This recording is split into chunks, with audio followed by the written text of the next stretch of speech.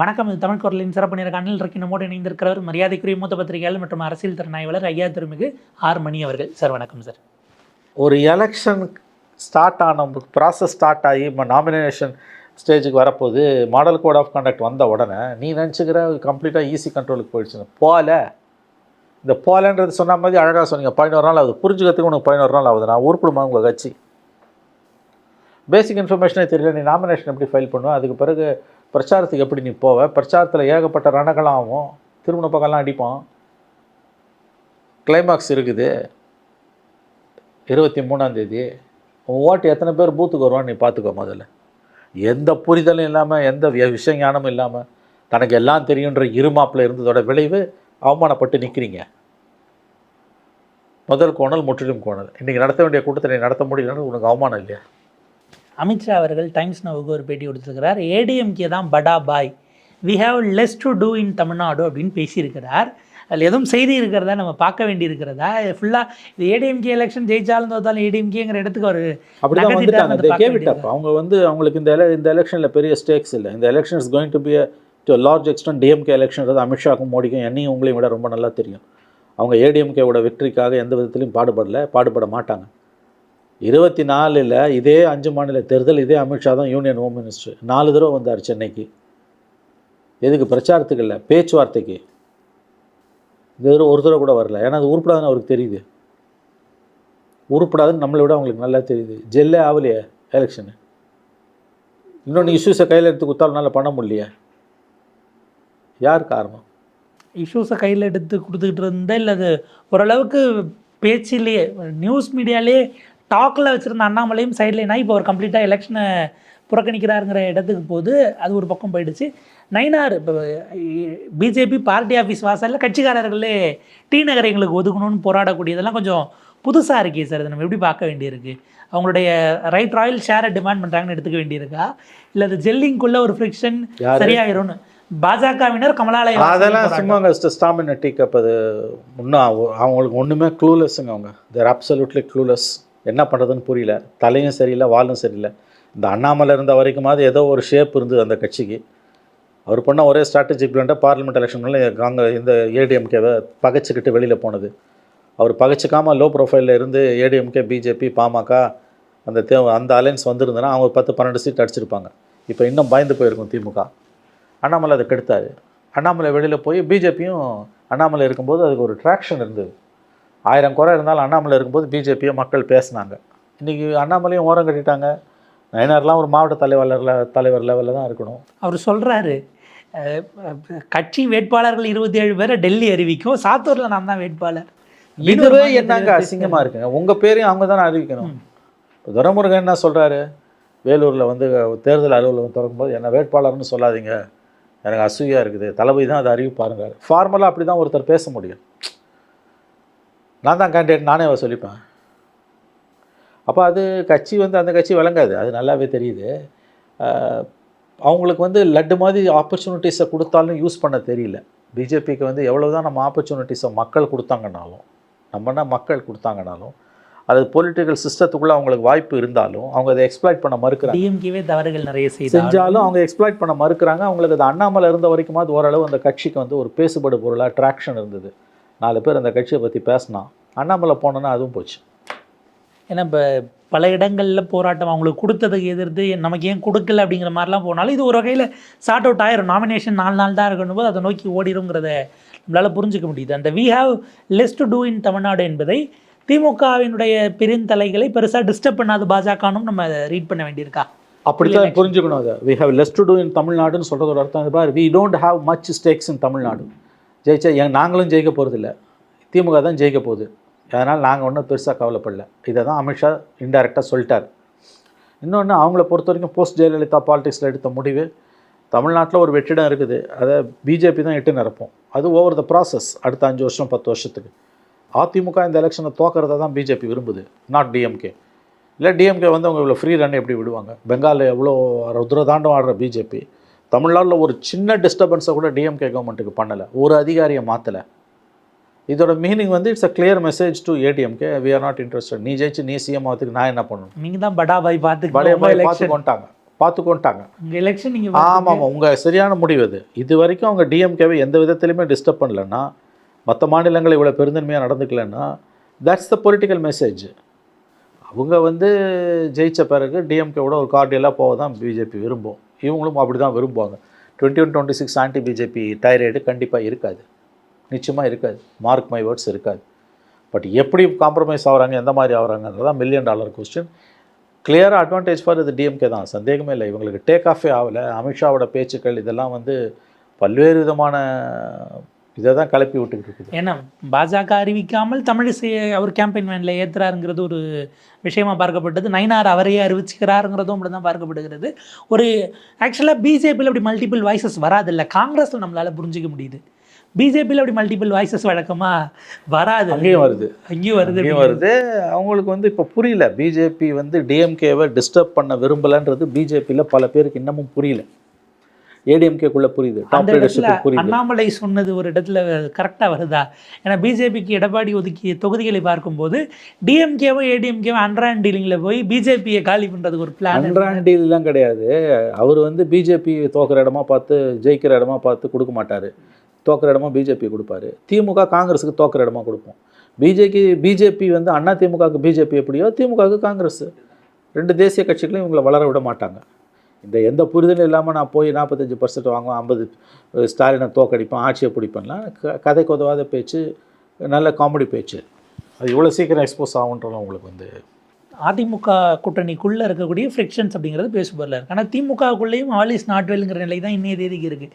இன்றைக்கு ஜோதிமணி சொல்கிறாங்க ரகசியமாக நடக்கிறது, சமரசம் செஞ்சுக்கிட்டாங்க, கட்சி சீட்டுகளை விற்பனை செய்கிறார்கள், விற்று தின்கிறார்கள்ங்கிற அளவுக்கு அவங்க கடுமையான வார்த்தைகளை கட்சியினுடைய மேலிட பொறுப்பாளர், மாநில தலைவர், சட்டமன்ற குழு உறுப்பினர் 3 பேரையும் அவங்க குறிப்பிடுறாங்கன்னா இதுவும் ஒரு நிலை. அப்போ அங்கேயும் சரியில்லைங்கிற அர்த்தம் தானே வருது. அங்கேயும் சரியில்லைன்றது அங்கே தான் சரியில்லை.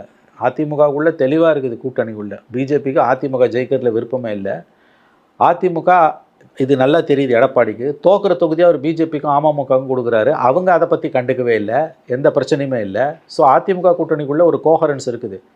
கோஹரன்ஸே இல்லாதது திமுக கூட்டணி. ஆனால் மீடியா பவரை கையில் வச்சுக்கிட்டு எல்லாம் நல்லா இருக்குன்னாங்க. இப்போ சந்தி சிரிக்குது, திமுக கூட்டணி விவகாரம் சந்தி சிரிக்குது. உங்களுக்கு உள்ள இன்ன வரைக்கும் கேண்டிடேட்டை போட முடியல. நேற்று நைட்டெல்லாம் கிளப்பி விட்டு நின்றானுங்க, இன்றைக்கி போடுறாங்கன்னு ஏறத்தாழ சில சேனல்லாம் லைவ் போடுறதுன்னு அவங்க முன்கூட்டியே ஷெடியூல் பண்ணி வச்சுட்டாங்க. மதியம் 3 மணிலேருந்து போது நைட்டு 9:45 போய் 10 ஆச்சு. அதை விட அதுக்கு க்ளோஸ் பண்ணிட்டாங்க. எதுக்கு இந்த வேலைலாம் உனக்கு வந்து 7 மணி நேரமாக வரப்போகுது. எத்தனை நாளைக்கு மீடியா மேனேஜ்மெண்ட் பண்ணி ஒட்டு போட்ட துணியை வச்சு வண்டியை ஓட்டுவீங்க? அதான் கிழிஞ்சு தொங்குது. ஏன்னா அவர் அறிவிச்சுட்டு கேம்பெயின் போய் அடுத்த கட்ட வேட்பாளர் அறிவிச்சுட்டு அகைன் திரும்ப இன்டர்னலி பிரச்சனை இருந்தாலும் நாங்கள் பார்த்துக்குறோன்னு இந்த தடவைங்க 4 நாள் தான் நாமினேஷனு. அதை ஞாபகம் வச்சுக்கோங்க. திங்கக்கிழமை விட்டா அதோட புதன்கிழமை தான், புதன் வியாழன், வெள்ளிக்கிழமை புனித வெள்ளி, குட் ஃப்ரைடே, சனிக்கிழமை தான், 4 நாள் தான் இருக்குது.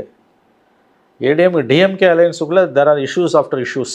ஏடிஎம்கேவை விட டிஎம்கேக்குள்ளே தான் மோதல் அதிகமாக இருக்குது. ஆனால் வெளியில் அது தெரியல. ஏன்னா கமலுக்கு நீங்கள் சீட்டு கொடுத்துருக்கணும்னு திரும்ப அவ்வளோ பெரிய அறிக்கை அவ்வளோ பேச்சு பேசுகிறாரு. கமலாவது ஒதுங்கி போயிட்டார், முடிச்சு போச்சுன்னு. இப்போ நீங்கள் உள்ளுக்குள்ளே சீட்டு தொகுதியும் ஒரு கட்சி கூட தொகுதி ஒதுக்கலையா? தொகுதியும் ஒதுக்க முடியல, உங்கள் கேண்டிடேட்டையும் லிஸ்ட் பண்ண முடியலன்னா உள்ளே இருக்கக்கூடிய நெருக்கடி என்னவென்பதை நாம் புரிந்து கொள்ளலாம். ஈஸி இல்லை. இன்றைக்கி சிதம்பரம் பேட்டி கொடுத்துருக்க மாதிரி களம் வந்து ரொம்ப ஃப்ளூயிடாக தான் இருக்குது. 24 மாதிரி ஒன் சைடு எலெக்ஷன் கிடையாது.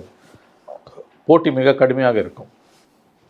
இதில் அஃப்கோர்ஸ் இந்த 3 + சீமான் ஒருவர் அவர் தனி ட்ராக்கில் போயிட்டுருக்காருனாலும் இது போக ஒரு அணி இருக்கிறாங்க. அது இல்லாமல் இன்னொரு அணி நேற்றுக்கு அறிவிச்சிருக்கிறாரு அப்படிங்கிற மாதிரி தான் கிருஷ்ணசாமி அவர்கள் நின்றுட்டுருக்காங்க. அவங்களாம் இதில் பெரிய இம்பேக்ட் ஏற்படுத்துவாங்களா? இல்லை, ஒரு இம்பாக்டும் கிடையாது. It's going to be DMK versus ADMK. Vijay கொஞ்சம் ஸ்பாய்லராக இருப்பார். மற்றவங்கெல்லாம் they will fall on the way சைடுன்னு நாள் நெருங்க காணாமல் போவாங்க இவங்கெல்லாம்.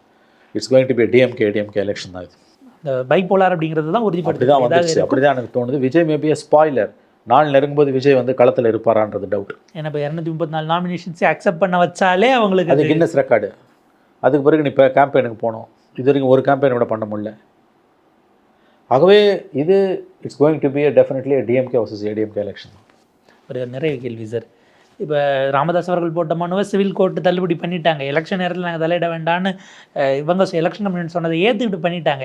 அவர் திரும்பவும் லீகல் பேட்டிலுக்கு போக வாய்ப்பு இருக்கா? கடைசி நேரத்தில் ஏன்னா நாமினேஷன்ஸ் வந்துருச்சுன்னா ஏஃபார்ம் பிஃபார்மில் போட்டு கொடுத்துட்டாங்கன்னா அது அதுக்கப்புறம் அதெல்லாம் நிறுத்துகிற அளவுக்குலாம் போகாதுன்னு நான் நினைக்கிறேன். ஏன்னா இது ஆல்ரெடி ரெக்கக்னைஸ்டு பார்ட்டி கிடையாது, ரெஜிஸ்டர்டு பார்ட்டி தான் பாட்டாளி மக்கள் கட்சி. இல்லை அது ஒன்றும் ஆகாது, அன்புமணி கண்ட்ரோலில் தான் இருக்குது. மாம்பழம் அன்புமணிக்கு தான். ஸோ ஒருவேளை அன்புமணி முயற்சி செய்து ராமதாஸுக்கு ஒரு பொது சின்னம் கிடைக்காமல் ஏதாச்சும் நகர்த்தனா ராமதாஸ் சசிகலா சின்னத்தில் இல்லை அது என்ன ஆகும் தெரியாது. அந்த அலையன்ஸ் சசிகலா ராமதாஸ் அலையன்ஸ் அது டேக் ஆஃபே ஆகாது, அது ஒன்றுமே கீழே போகும். ஆனால் பொது சின்னம்னா அவர் 40ன்னா 40க்கு ஒரே சின்னம் கிடைக்காம போகிறதுக்கும் வாய்ப்பு இருக்குது. அது என்ன பண்ணுவாங்கன்னு தெரியல, கமிஷனோட முடிவு. அவ்வளோ சீக்கிரம் கொடுக்க மாட்டாங்க. இன்னைக்கு வந்துருக்கிறது அன்புமணி வாங்கின அந்த 18 தொகுதியில் நம்ம ஆள் போடுறோங்கிறத கம்யூனிகேட் பண்ணியிருக்கிறாரு ராமதாஸ்.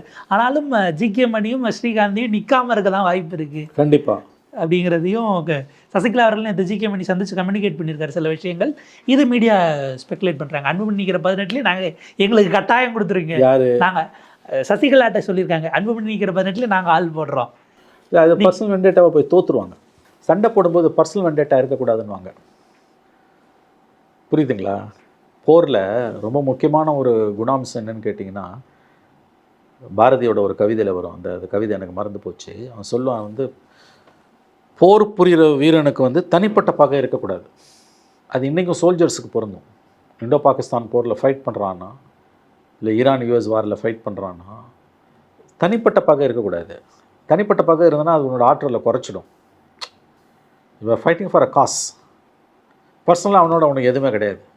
அதனால தான் நான் வந்து வார் கிரைம்ஸ் எல்லாம் வந்து அக்செப்ட் பண்ணுறதில்ல. நம்ம சரண்டரான ஒன்று ஒன்றும் பண்ணக்கூடாது. இல்லை நத்திங் பர்சனல் அகேன்ஸ்ட் ஹிம். அதே தான் வந்து பாலிடிக்ஸ்லேயும்.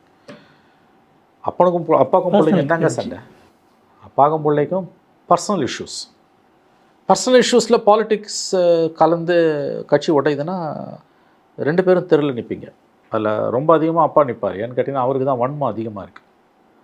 அரசியலில் வந்து எதிரியோட மோதும்போது தனிப்பட்ட பகை இருந்ததுன்னா தோற்றுருவேன். நீ தோற்றுருவேன். தனிப்பட்ட பகை உணர்ச்சியை நெஞ்சில் தேக்கி வச்சுருக்கவன் தோற்றுருவான். அது உங்களை முழுமையாக செயல்பட விடாது. தனிப்பட்ட பகை அது வந்து ஒரு புத்தர்வை சொல்லுவார், உங்களுக்கு வந்து சூடான தண்ணி ஒரு பாத்திரத்தில் இருக்குது, ரொம்ப சூடு அதிகமாகுதுன்னா முதல்ல அந்த பாத்திரத்தை அதை அழிக்கும். அந்த தண்ணி யார் மேலே போய் விழுதோ அவனுக்கு காயத்தை ஏற்படுத்துறதை விட அது தேங்கி இருக்கிற அது எந்த இடத்துல தேக்கி வைக்கப்பட்டிருக்கோ அந்த பாத்திரத்தை சூடு அதிகமான முதல்ல அந்த தண்ணி அழிக்கும். இயற்கையோட அம்சம் படைப்பில் அது. எனக்குள்ள அவ்வளோ வன்மம் இருக்குன்னா அது முதல்ல எண்ணெய் அழிக்கும். உழுவதெல்லாம் உயர் உள்ளல்னா. ஆகவே நீங்கள் பர்சனல் வெண்டேட்டாவில் அரசியல் பண்ணிங்கன்னா தோற்றுருவீங்க. லாங் டேர்ம் கேம் இருக்கணும். அல்லது கட்சி வந்து பெரிய கட்சியாக இருக்கணும், அவங்களுக்கு ஒரு பாலிசிஸ் இருக்கணும். அதில் சில நேரங்களில் சில தனிப்பட்ட வன்மங்கள் வரலாமே ஒழிய ஒரு கட்சியே பர்சனல் வெண்டேட்டாவில் வருதுன்னா அது டேக் ஆஃபே ஆகாது. அதுதான் ராமதாஸ் பொது வாழ்க்கையில் இருக்கக்கூடிய ஒன்றுமே. ஆமாம், அதுதான் ராமதாஸ் முழுக்க அதுக்கு சரியான உதாரணம் ராமதாஸ். அதுவும் சொந்த மகனோட வன்மம் அவருக்கு இருக்குது. அந்த அடிப்படையில் தான் கட்சி ஆரம்பிக்கப்படுதுன்னா அவங்களால அடுத்தடுத்த ஸ்டேஜுக்கு போக முடியாது. இது வாழ்க்கையோட அடிப்படை உண்மைகளில் ஒன்று. அன்ஃபார்ச்சுனேட்லி ஒரு அனுபவசாலியான அரசியல்வாதியான டாக்டர் ராமதாஸுக்கு இது தெரியல. தனிப்பட்ட முறையில் மகன் மீது அவருக்கு ஏற்பட்ட பகையும் வன்மமும் கோபமும் துரதிருஷ்டவசமாக இன்றைக்கி அவருக்கு நடுத்தரில் கொண்டு வந்து அவர் நிறுத்தியிருக்க ஒரு கட்சியை இன்றைக்கி திசை தெரியாமல் அவர் நின்று கொண்டிருக்கு. அவர்களுக்கு பின்னால் இருந்த ஒரு சமூகம் இன்றைக்கு பிளவுபட்டிருக்கிறது அப்படிங்கிறது. ஆமாம், இப்போ மற்றவங்களுக்கு பிரச்சனைனா அவர் புத்தி சொல்வார். அவர் தான் வயதில் மூத்தவர். அவருக்கே பிரச்சனைனா யார் புத்தி சொல்கிறது? ஏன்னா ஃபண்டமெண்டலே தப்பாக இருக்குல்ல ராமதாஸுக்கு இந்த பிரச்சனையில். ஏன்னா மகனோட அவருக்கு ஏற்பட்ட பகை இஷ்யூ பர்சனல் இன் நேச்சர். நேற்று சுப்ரீம் கோர்ட் கூட வந்து இந்த மனு வரும்போது சீஃப் ஜஸ்டிஸ் சொல்கிறார்ல, அது ஜூஸ் அது இல்லை, இது லுக்ஸ் லைக் அ பர்சனல் இஷ்யூன்றாங்க. சீஃப் ஜஸ்டிஸ் சொல்கிறாரு இது தனிப்பட்ட பகன்றார். அதனால தான் அவர் ஜஸ்டிஸ் ஆனந்த் வெங்கடேஷ் அந்த முயற்சி எடுத்தார். எல்லாரும் அவரை கிண்டல் பண்ணாங்க. ஆக்சுவலாக அவர் செஞ்சது கரெக்டு. ஏன்னா சட்டப்படி மட்டும் தீர்ப்பு சொல்கிற உரிமை இல்லை, சட்டத்தை மீறி நீதியை நிலைநாட்டுற உரிமையும் ஜட்ஜஸ்க்கு உண்டு. அவர் ஜஸ்டிஸ் ஆனந்த் வெங்கடேஷ் ஒரு நல்ல காரியத்தை தான், அவரோட நோக்கம் உயர்வானது, அதை தான் சீஃப் ஜஸ்டிஸ் சொன்னார். ஆனால் சீஃப் ஜஸ்டிஸ் இந்த முயற்சி எடுக்கல. இப்போ நான் கேட்குறேங்க, சீஃப் ஜஸ்டிஸ் அந்த ஜஸ்டிஸ் ஆனந்த் வெங்கடேஷ் சொன்னதை chief justice of India Suryakant சொல்லியிருந்தா இவங்கெல்லாம் நக்கல் பண்ணியிருப்பாங்களா? இதே கருத்தை சீஃப் ஜஸ்டிஸ் சொல்கிறாரு, இது வந்து பர்சனல் இஷ்யூவில் வருது, in good faith we are saying why don't you talk, 2 பேரும் பேசிக்கோங்களேன், வந்து பேசுங்க, எங்ககிட்ட பேசுங்க அல்லது பேசிக்கோங்க, இன்னொருத்தர் 2 பேரும் பேசுங்களேன்னு ஒரு யோசனை சொல்லியிருந்தா அன்புமணி ஒத்துக்கிட்டு இருப்பார், ராமதாஸ் ஒத்துக்கிட்டு இருக்க மாட்டார், அதையும் மீறுவார் அவர்.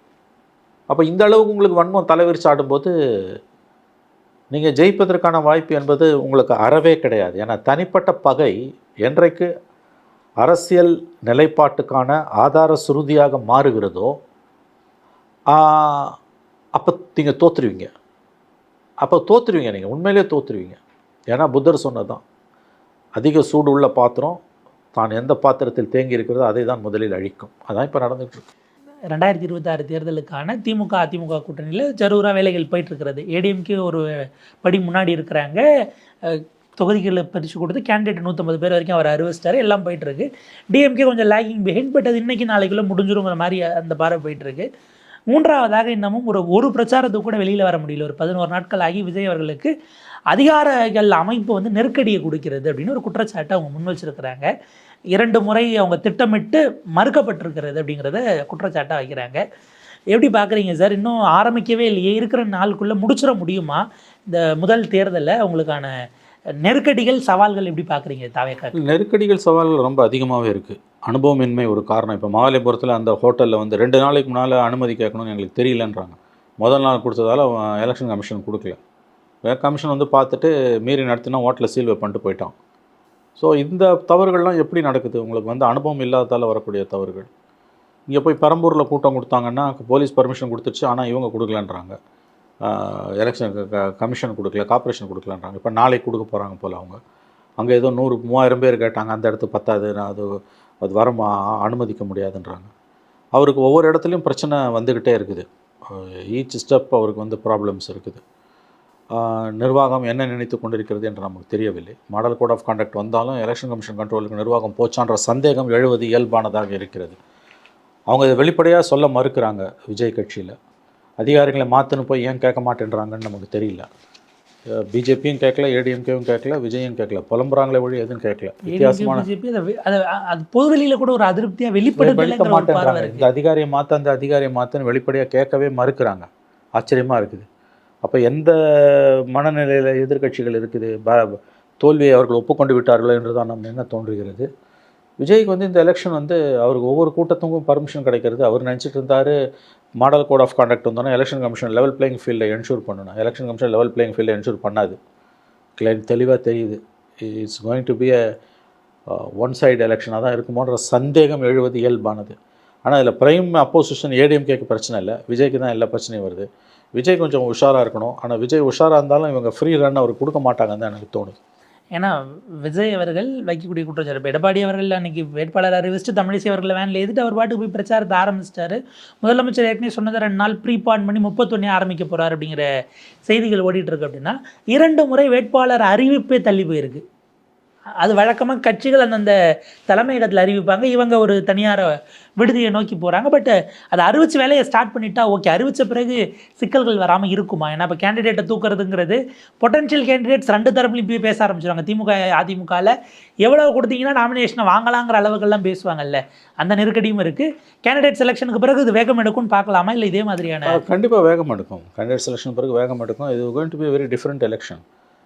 இது ஒன் சைடு எலெக்ஷன் மாதிரி தான் தோணுது. கமிஷன் வந்து கம்ப்ளீட்டாக வந்து ஒன் சைடடாக இருக்குது. அதிகாரிகள் யாரையுமே மாற்றலை. வெஸ்ட் பெங்காலெலாம் 600 அதிகாரிகளை மாற்றிருக்காங்க. தலைகீழ புரட்டி போட்டிருக்காங்க. எஸ்ஹெச்ஓஸ்ன்னு சொல்லக்கூடிய இன்ஸ்பெக்டர்ஸ், அது கீழே இருக்க சப் இன்ஸ்பெக்டர்ஸ், ரிட்டர்னிங் ஆஃபீஸர்ஸ் வந்து டிஜிபி வரைக்கும், ஹோம் செக்ரட்டரி வரைக்கும், சீஃப் செக்ரட்டரி வரைக்கும் மாற்றி புரட்டி எடுத்துட்டாங்க. இங்கே ஒரு சும்மா நாம்கே ஆவாஸ் முதல்ல ஒரு 4 எஸ்பி, அப்புறம் ஒரு 4 எஸ்பின்றாங்க. பிக் ஃபிஷ்ஷை தூக்கவே இல்லை இவங்க. ஸோ இவங்களுக்கு என்ன எய்மு, என்ன மோட்டிவு? பிஜேபிக்கும் டிஎம்கேக்கு என்ன மோட்டிவ்? எலெக்ஷன் கமிஷன் ஏன் இப்படி இருக்குது? பல சந்தேகங்கள் எழுது. இத்தகைய ஒரு எலெக்ஷன் கடந்த காலங்களில் நடந்ததே கிடையாது. அதாவது அதிகாரிகள் ஒருதலைபட்சமாக இருக்காங்கன்னு நல்லா தெரியுது. ஆனால் ஒருதலைபட்சமாக இருக்காங்கன்னு வெளிப்படையாக அதிமுகவும் பிஜேபியும் குறிப்பாக அதிமுக குற்றம் சாட்டாமல் ஏன் இருக்குது? அப்போ திமுகவோட அதிமுக அண்டராண்டில் இருக்குன்ற சந்தேகம் தான் வருது. இப்படி ஒரு எலெக்ஷன் நான் பார்த்ததில்லை. இப்போ ஒன் சைடடாக தான் போகுது. பட் 2 வீக்ஸ் ஆனாலும் வந்து மாடல் கோட் ஆஃப் கான்டக்ட் வந்து 2 வீக்ஸ் ஆகுது, எதுவுமே மாறல. It's business as usual.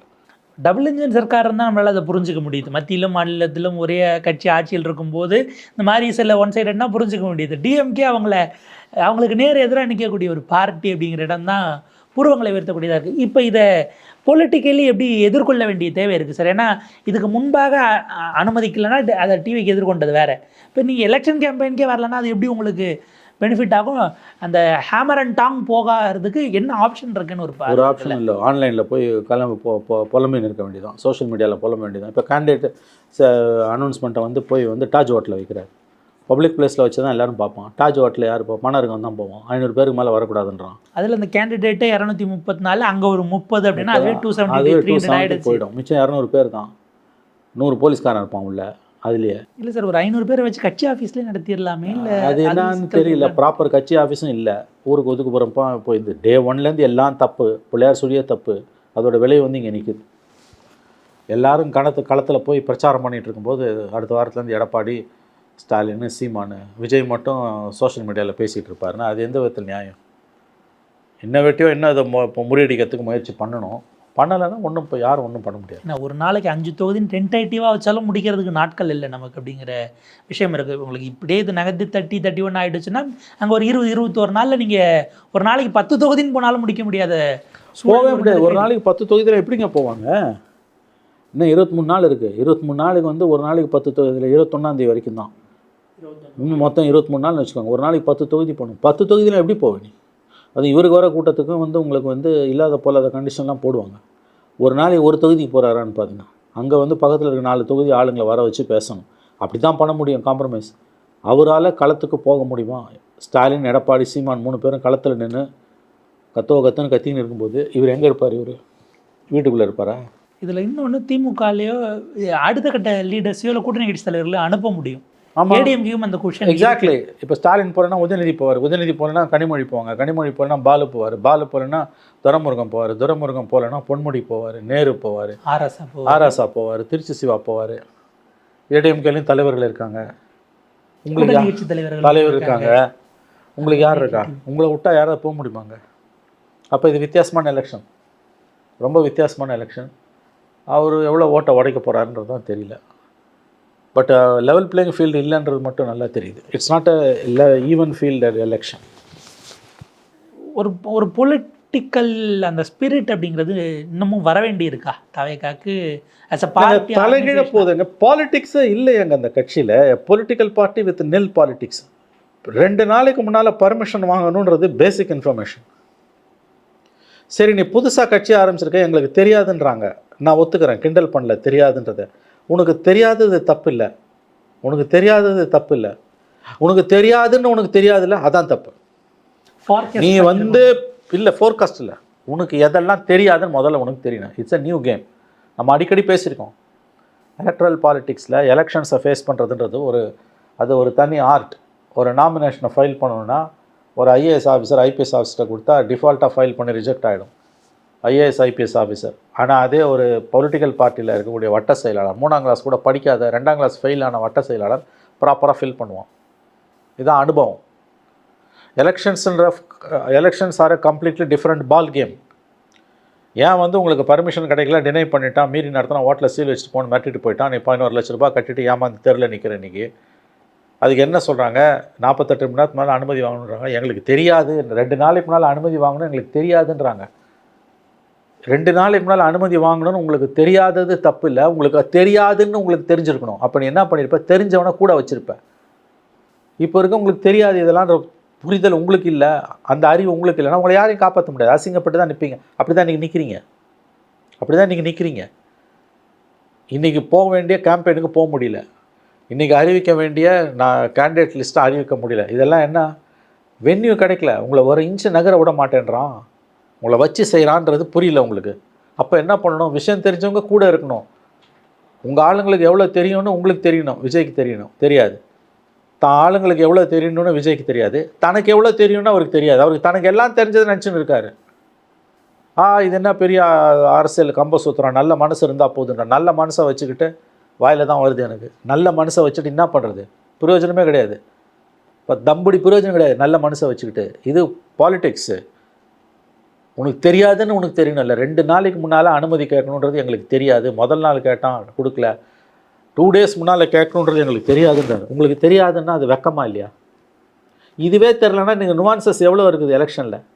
இதில் உங்களுக்கு ஒரு ப்ரப்போசல் கொடுத்துருந்தாங்க, 234 கேண்டிடேட்ஸையும் வர வச்சு இது நாமினேஷன் எப்படி ஃபைல் பண்ணுறதுன்னு நாங்கள் ஒரு டெமோ பண்ண போகிறோம். பட் அதையும் பண்ண முடியல. எங்கே பார்ட்டி ஆஃபீஸ்க்கு பார்ட்டி ஆஃபீஸே இல்லை, ஒரு கட்சி ஆஃபீஸே உனக்கு ப்ராப்பராக இல்லையா? உங்களுக்கு இல்லையா? ஒரு 500 பேர் இருக்கும்போது உங்கள்கிட்ட காசு இல்லை? சிட்டிக்குள்ளே ஒரு கல்யாண மண்டபத்தை கட்சி ஆஃபீஸாக மாற்றி நடத்த முடியாது உங்களால்?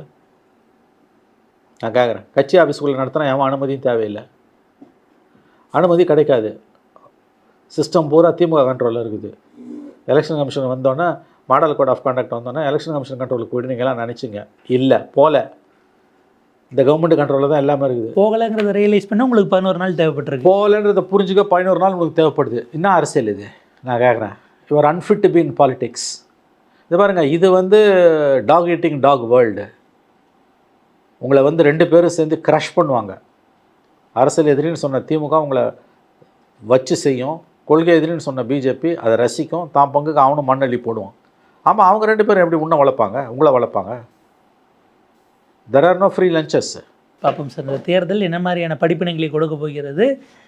முதிர்ந்த அரசியல்வாதிகளிலிருந்து வயது முதிர்ந்தவர்களிலிருந்து இளமையாக முதல் முறை சந்திக்கிற எல்லோருக்குமான பல படிப்பினைகளை காலமும் இந்த தேர்தலும் தாங்கி இருக்கிறது.